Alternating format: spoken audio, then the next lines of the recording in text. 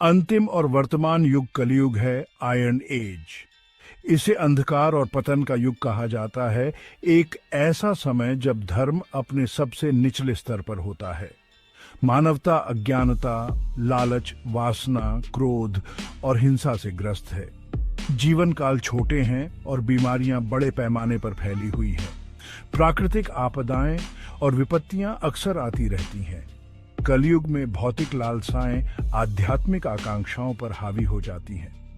लोग दूसरों के हितों से ऊपर अपनी आवश्यकताओं को प्राथमिकता देते हुए तेजी से स्वार्थी बनते जाते हैं। सच्चाई और ईमानदारी कमजोर हो जाती है। उनकी जगह छल और हेरफेर ले लेता है। समाज का ताना बाना कमजोर होता जाता है क्योंकि विश्वास टूट जाता है और रिश्ते सौदेबाजी बन जाते हैं। धर्म ग्रंथ कलयुग को अत्यधिक आध्यात्मिक अंधकार के समय के रूप में वर्णित करते हैं। हालांकि यह महान अवसर का युग भी है।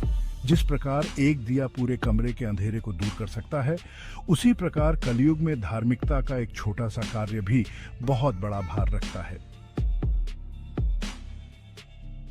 प्राचीन ग्रंथ कलयुग की उपस्थिति को चिह्नित करने वाले संकेतों का विशद वर्णन प्रदान करते हैं। ये संकेत केवल आने वाले विनाश की चेतावनी नहीं है, बल्कि मानव चेतना की स्थिति को दर्शाने वाला एक दर्पण है। वे एक वेकअप कॉल के रूप में कार्य करते हैं, जो हमें अपने कार्यों की जांच करने और अधिक धार्मिक मार्ग चुनने का आग्रह करते हैं। भागवत पुराण, एक श्रद्धेय हिंदू ग्रंथ, कलयुग के कई संकेतों को सूचीबद्ध करता है। लोग लालच और वासना से प्रेरित होंगे, व्यक्तिगत लाभ के लिए धोखेबाजी का सहारा लेंगे।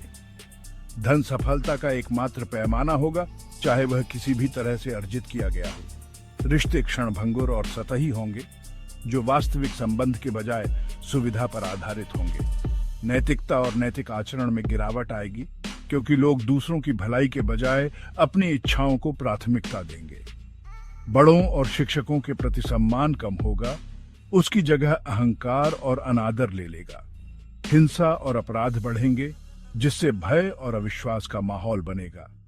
कलयुग के लक्षण केवल व्यक्तिगत व्यवहार तक ही सीमित नहीं है, वे सामाजिक स्तर पर भी प्रकट होते हैं। सरकारें भ्रष्ट और दमनकारी हो जाएंगी, जो अपने फायदे के लिए आबादी का शोषण करेंगी। सामाजिक अशांति और असमानता बढ़ेगी, जिससे संघर्ष और विभाजन को बढ़ावा मिलेगा। कलयुग का वर्णन हालांकि कठोर है, हमारे सामूहिक कार्यों के परिणामों की एक मजबूत याद दिलाता है। आज अपनी दुनिया में इन संकेतों को पहचानकर हम धर्म को अपनाने और अधिक हार्मोनियस और सस्टेनेबल भविष्य की दिशा में काम करने की अर्जेंसी को समझना शुरू कर सकते हैं।